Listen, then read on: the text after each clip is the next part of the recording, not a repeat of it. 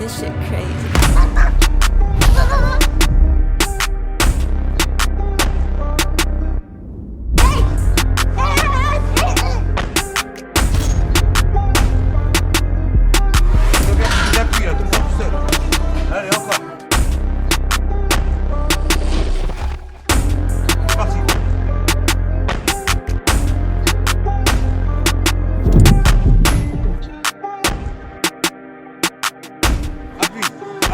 Appuie, allez, c'est la fin.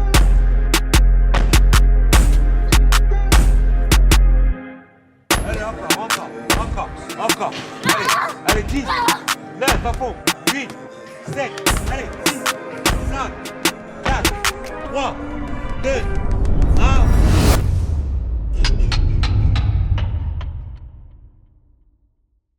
Bonjour, je m'appelle Marvi, j'ai 35 ans, je suis coach sportif, spécialisé dans le sport de combat, plus encore dans la boxe anglaise. J'ai commencé le coaching à 17 ans, après je suis parti sur d'autres emplois, mais j'ai toujours été dans la boxe, ça a toujours fait partie de ma vie. Alors comment la boxe elle est rentrée dans ma vie? Mon père a créé ce club de boxe où on est actuellement. Donc il m'a enseigné la boxe, je vivais la boxe, je respirais la boxe. Même ma mère qui n'a jamais fait de boxe, mais elle était dans la comptabilité, on a tous été dans la boxe et c'est une histoire de famille. C'est là, pas là-bas, ici. Moi j'ai eu Amaury à 27 ans et je me suis dit, il va faire de la boxe. Et je ne lâcherai pas jusqu'à ses 20 ans. Après ses 20 ans, il fera ce qu'il veut. S'il ne veut pas continuer, il aura de bonnes bases, il saura se défendre, il aura des valeurs du sport. Il aura fait de la compétition, parce que de loisir à compétition, il y a un monde de différence.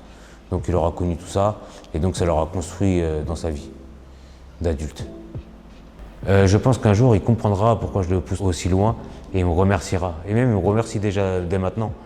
Parce qu'après, la vie, elle n'est pas facile, même à l'école, des fois, c'est pas facile. Il y a du harcèlement, il y a plein de choses. Le fait qu'il fasse du sport de combat, il a confiance en lui, mais même ça lui est arrivé des problèmes. Il a déjà pris des guet-apens en maternelle.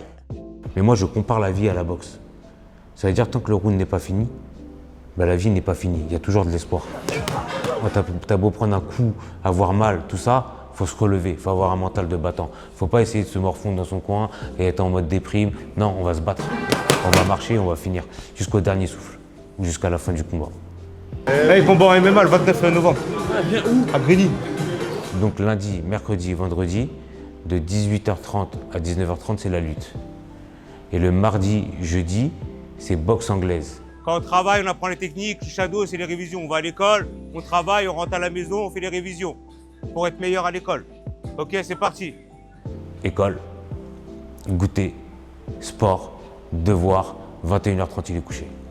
Et le week-end, c'est repos, donc quand il fait beau, c'est l'été, il va faire du vélo avec ses copains, ou sinon on fait des balades en famille, cinéma, musée, exposition.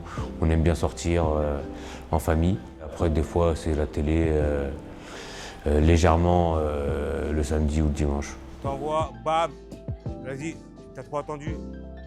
Moi, je pense qu'Amaury, il vit une enfance un peu différente des autres. Serre tes coudes, tu vas prendre des pieds. Si, serre tes coudes. Ça dépend qui on appelle les autres. Si on appelle les autres, c'est ceux qui rentrent, qui jouent à Call of Duty, qui sont sur les téléphones, oui, il a une enfance différente. Parce que moi, j'essaie d'éviter les écrans un maximum. Parce que quand il est sur les écrans, ma femme, déjà, au niveau de l'école, elle va le voir. Et moi, au niveau du sport, je vais le voir. Pourquoi tu fais petit? Reste grand. Reste grand. Pendant qu'il fait du sport, il n'a pas le temps, déjà, la semaine, il n'a pas le temps de regarder un écran. Par contre, tu le rentres dans sa tête. Hein. Quand tu vas taper, il faut taper fort. Si les autres, c'est ceux qui font pas de sport, ouais, il a une vie assez différente. Parce que aussi, ils s'entraînent dans le dur. Et comme moi, même avec mes élèves, des fois, moi, je leur fais bien comprendre. C'est pas parce que c'est mon fils que je vais l'avantager. Rentre ta tête, voilà. Trop lent. Faut que tu avances sur ta droite. Non, moi c'est mon fils, la boxe c'est dur, tu vas être dans le dur.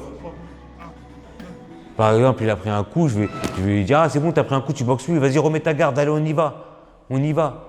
C'est comme ça. En fait, que ce soit mon fils ou pas mon fils, je vais t'entraîner pour gagner. Voilà, encore. Stop. Je pense que c'est différent des autres et je pense que même des fois quand je croise des gens ou quand vous avez pu voir quand on est à Fitness Park, juste quand ils voient mon fils, déjà j'ai le statut de coach, mais juste quand ils voient mon fils, je pense que quelqu'un qui s'entraîne dans le sport de combat, ça dégage une aura. Quand tu vas parler avec la personne, tu vas sentir quelque chose, une énergie. Et je pense que lui, il a déjà cette énergie-là à son âge. Mon père, il m'a lancé un défi.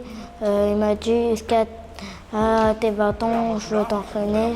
Après, si t'es bien entraîné, je veux te lâcher. Ce que j'espère, quand je serai grand, c'est de finir à UFC. Catégorie poids léger. Mon premier entraînement, c'était à l'âge de 3 ans. Une fois que j'ai pris le dos, je recule mes pieds. Comme ça, là, et regarde, je colle mon oreille.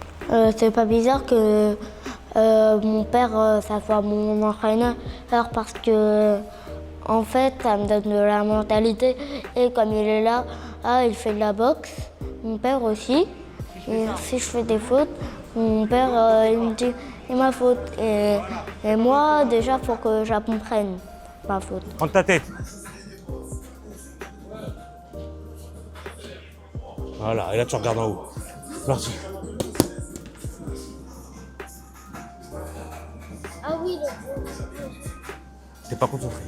Je vois qu'il est vaillant, il est dur au mal comparé à d'autres enfants parce que après je n'ai jamais facilité la vie parce que la vie elle est dure. Quand je dois le récompenser, je le récompense. Quand je dois dire non, je dois dire non.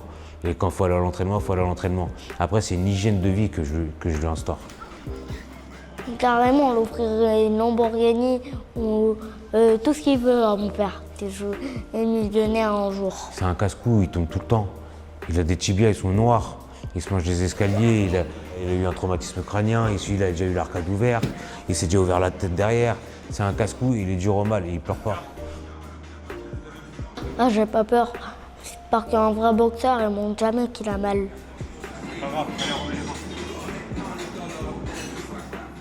Maman, elle m'encourage pour la boxe, les MMA et tout. Elle n'a pas peur pour moi. Elle espère qu'un jour va finir champion.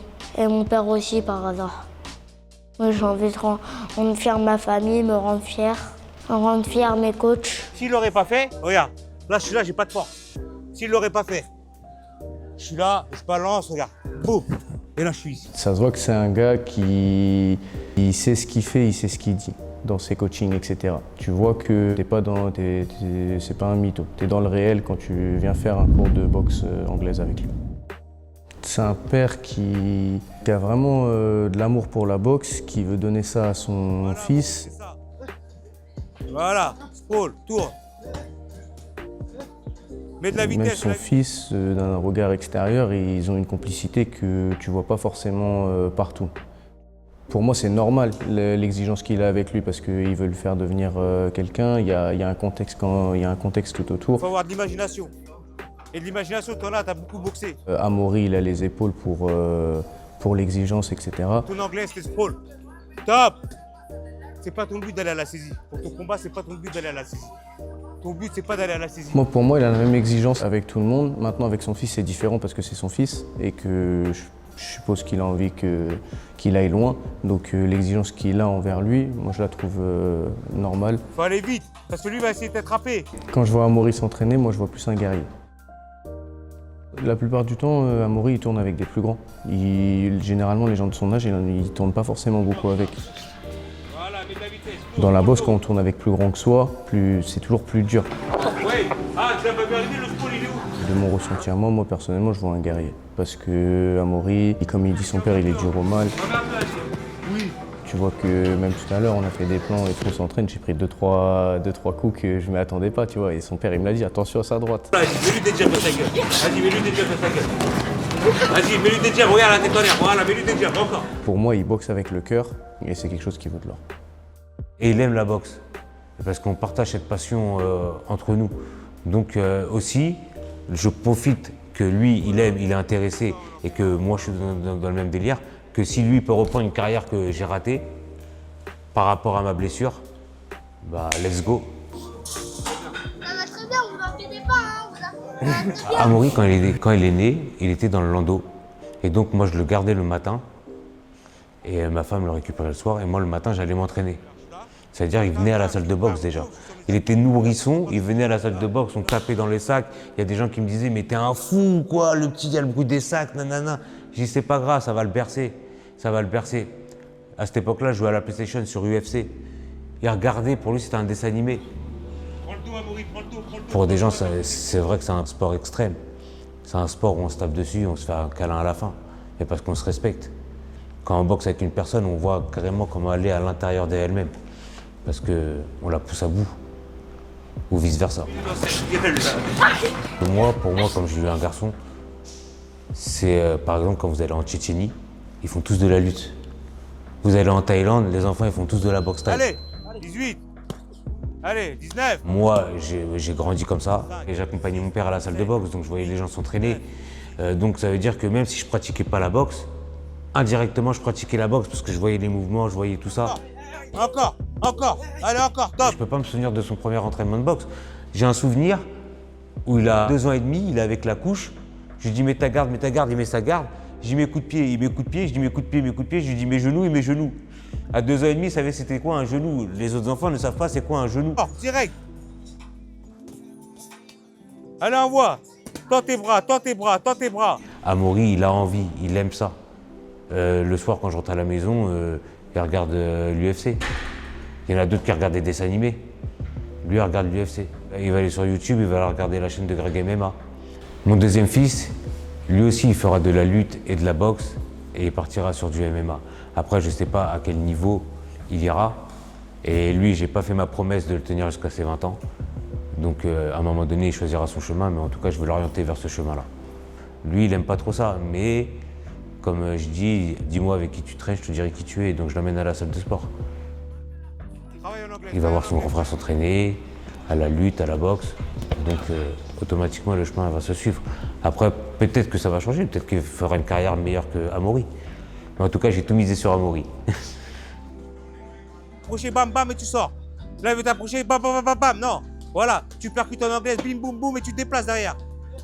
Amaury, voilà, bim, boum, voilà, allez. C'était très dur au début parce qu'il y avait des têtes où ça tournait dur, fort. Mais il a gardé le rythme, il a de la persévérance, il s'est entraîné. L'objectif final, c'est le MMA. C'est le sport qui est à la mode, c'est le sport où il y a tous les sports dedans. Dans le MMA, vous avez de la boxe pied-point, du taekwondo, de la lutte, du grappling, du JJB, il y a tout qui est réuni. 9, 10, il a perdu la chaussure. Ouais, je prends une personne de 15 ans ou de 20 ans, peut-être qu'elle n'a jamais fait sport de sa vie, elle va commencer par le MMA. Nous qui sommes un peu des anciens, entre guillemets, on avait tous un sport de prédilection, il y en a qui faisaient du judo, il y en a qui faisaient de la boxe thaï. Mais le MMA, c'est révolutionnaire, c'est le sport du moment. C'est comme il y a quelques années, dans les années 90, c'était le karaté. Mais maintenant, vous embrouillez en voiture avec un mec, hey, je suis 7e date de karaté. Mais maintenant, il y en a un, il va te dire, je fais du MMA. Donc, c'est le sport du moment. Le but, si tu veux être champion du monde, si tu veux être truc, c'est le MMA. Actuellement, c'est le MMA. Mais c'est pas là où il y a plus d'argent. Mais c'est le sport le plus complet et le plus regardé. Avec le rythme de vie qu'il a, Amaury, comme il s'entraîne beaucoup, le plaisir qu'il a, la récompense, c'est quand il gagne. Une esquive, c'est beau. Mais quand tu remis, ça fait une contre-attaque. C'est encore plus beau. Moi, je lui ai dit, nous, on s'en fout de participer, on veut gagner. Ceux qui disent, oui, on est là pour participer, le principal c'est participer, pour nous c'est une phrase de perdant. Nous on vient pour gagner, on vient pas pour participer. Participer c'est bien, on vient chercher la victoire. Et quand on a la victoire, on est content. Tu gagnes, t'es content. Tu perds, t'es pas content, on se repose des questions, on va encore s'entraîner plus. Envoie, c'est lent. Je vais t'emmener mon frère. Après, pour revenir sur la défaite, on est triste, mais on a un esprit de combattant. Ça veut dire même si on perd aujourd'hui, on va retourner à l'entraînement pour gagner la prochaine fois.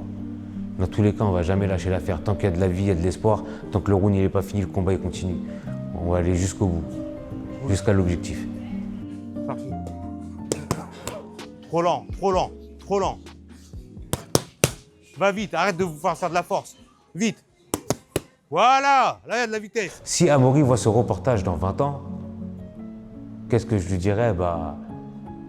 J'espère déjà qu'il sera champion.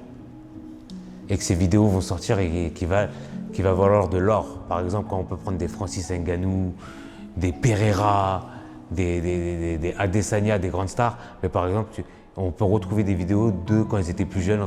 C'est des vidéos quand on a un nom, quand on est devenu quelqu'un dans le sport parce qu'on est rentré dans la légende. C'est des vidéos qui valent de l'or. Aujourd'hui, peut-être que cette vidéo vaut rien. Mais peut-être dans 20 ans, quand elle sera connue à l'échelle mondiale, Ils vont dire, ah ouais, on a vu une vidéo d'Amaury quand on était petit, il a envoyé du lourd. Il était déjà prêt. Donc le travail sera payé.